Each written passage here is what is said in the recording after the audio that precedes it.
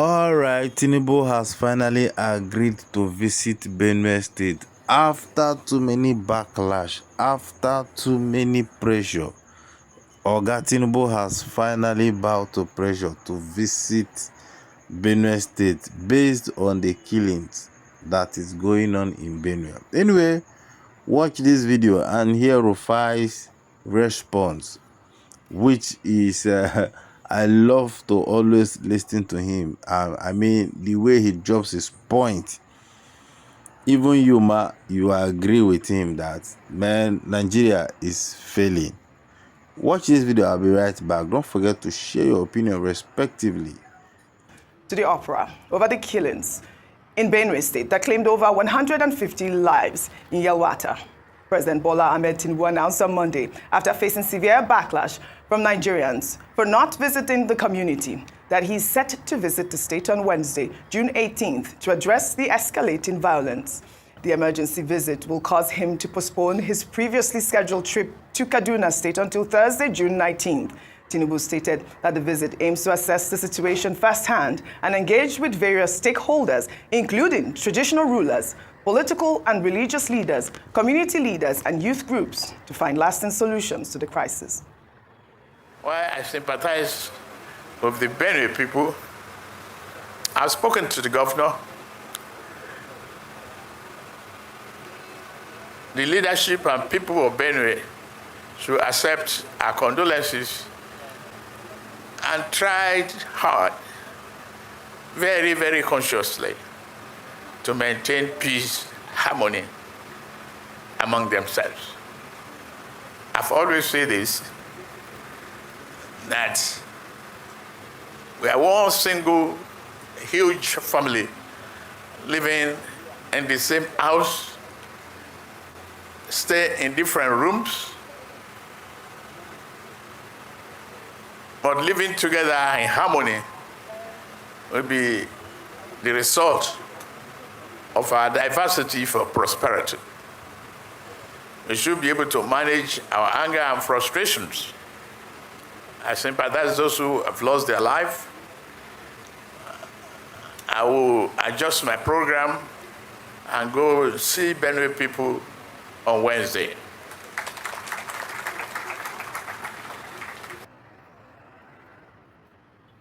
All right, it appears that the president has heard the plea of Nigerians. But of course, this video also sparked some reactions. And this is from Sugar Boy, who wrote, when over 200 lives are lost due to banditry, and the response from leadership lacks urgency, empathy, and accountability, it reflects a deep failure in governance and human responsibility. They are not just numbers. These are families, futures, and communities torn apart. It is both sad and shameful. Well, Chooks in response wrote, in case you're wondering why Wednesday, the Secret Service has a policy that states the president must not visit a location without a 2-day window. This is to allow the security team and the guards brigade plan appropriately. In the meantime, the Inspector General of Police, Kayode Egbetekun, speaking with the community leaders in Yelwata and Daudu communities in Guma local government area of the state, commiserated with the people and the governor while condemning the killings, which he described as an act of terrorism. The IGP reassured the people of Benue that the Nigerian police force is committed to restoring peace and bringing the perpetrators to justice. Let's take a look. When one incident happened, hundreds of incidents have been prevented that are not known to the public. So that this happened does not mean that we have not been deploying. We have actually been deploying. We've been working together with the military and with other security agencies to ensure that this reign of impunity of these criminal elements ends. They know the strangers. Once that there is an impending danger, they should please give information to us. Meanwhile, the governor of Benue State, Hyacinth Aliyah, has said that the recent wave of violent attacks in the state is being carried out by armed headers who entered the state without cattle. Hyacinth also highlighted the genesis of the crisis while speaking with Charles Anyagole on Arise Prime Time on Monday, stating that the state is being attacked by both headers and terrorists. Let's take a look.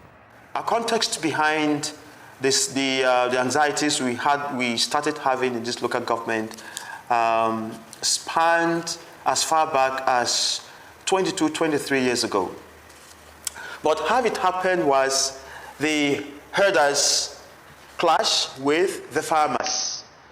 This took quite a long period of time, and then eventually, in the last, say, 12 years, it shifted.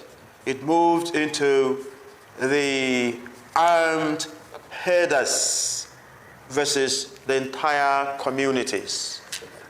So again, the farmers were affected.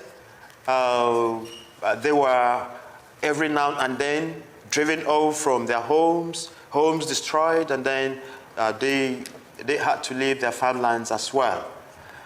And since it's been there for quite some time, a good number of people were tired of seeing the repeat every now and then shifted into towns, but were still mining their farmlands. Of late, what we experience and what we see, it's more abhorrent. It is much and stronger, way beyond farmer-herder crisis. We are being attacked by bandits and terrorists. These had persisted for quite some time, but the level of what we have experienced in the last 2 months, it's so much alarming. All right, Rufai, I'm coming to you. I know that the governor had also alleged in a series of his interviews that the attackers come in with AK-47 and AK-49 rifles, and that after these attacks, new groups often occupy the destroyed communities. The governor also said that, Benwe's porous borders remain a concern, with some assailants coming from neighboring Nasarawa and even through the Cameroon borders. What are your thoughts on his, assessment of the whole situation at this moment? So the first question is, Oji, where is the intelligence? If the governor says that people are coming in from neighboring towns, even from the water, what's the intelligence that blocks them? The other day, somebody was talking about the fact that some intelligence team has been sent in there. How have they been able to comb out the area? Then, what's the crime forensics? See, there is nowhere in the world where a crime is committed and people do not leave trails behind. So even the sites of the burning and the killings wasn't even cordoned off in the first place. You see, when we say there's a complete systemic failure in Nigeria, people just think we are just speaking. The crime scene, has it been cordoned off? Are there forensic experts there? Are there people taking surveillance? Are there people that are even able to map out the bullet shells to be able to trace where the bullets are coming from in the first place? So there are many things that have happened in that community. And that's why I'm happy that the security chiefs have gone in there. Let them start their investigation. By now, we should be able to see that some of these perpetrators are being brought to book. It has to be an holistic approach. Secondly, is the humanitarian crisis that has happened there. The Catholic Church has done a lot of work, but there's still a lot of help. NEMA reported that over 1,000 households are affected.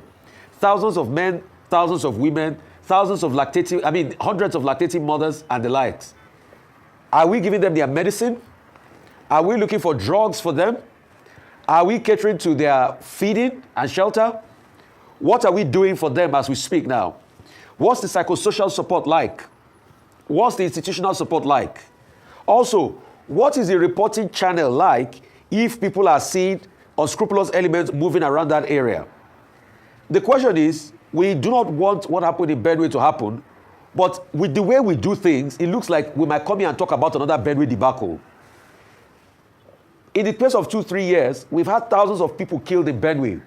What did we do to avert the killing? What was the investigation like? Who were those fingered? Before these attacks this year, we had close to 500 people killed already. Were we able to effectively plan for them? What is the support scheme for the families of the victims? Or we just tell them to bury their dead and move on like nothing happened? I think these are the things I want President Tinubu to address when he goes there. Because we need to be very holistic in our thought process. Or else, Benue will happen again.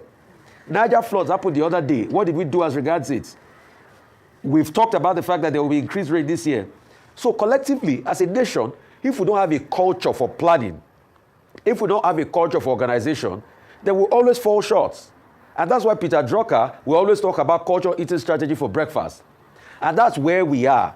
So it's not just solidarity face-saving visits. It's actually doing the work on ground. And government needs to release a lot of spending as regards that. Right. Bring us back into the Lagos studio, Vimbai. I mean, like I read out earlier, the president says he's going to visit on Wednesday. And, you know, we talked about the fact that even ahead of his visit, he had deployed, you know, security agencies, the National Security Advisor, the Chief of Defense Staff. We had seen the IGP of Police there, who had said that they have been making efforts. It's not because they don't, you know, report their efforts, which I would love to see more of, some of their wins. Because what we're seeing now is a lot of, you know, carnage, death, people that are being burnt to the ground. But it's quite reassuring that he has said that they have boots on ground at this moment, Vimbai. Absolutely. When they do the right thing, it's important that we acknowledge and we applaud that and we encourage more of it. You know, but in the spirit of applause, I think it's so important for us to also acknowledge Pope Leo XIV. You know, when we were talking about the Pope and there was debate about does it matter if the Pope might be African, and then we now went into the detail of the Pope's relationship and his history with Nigeria, some people thought we were doing a little bit of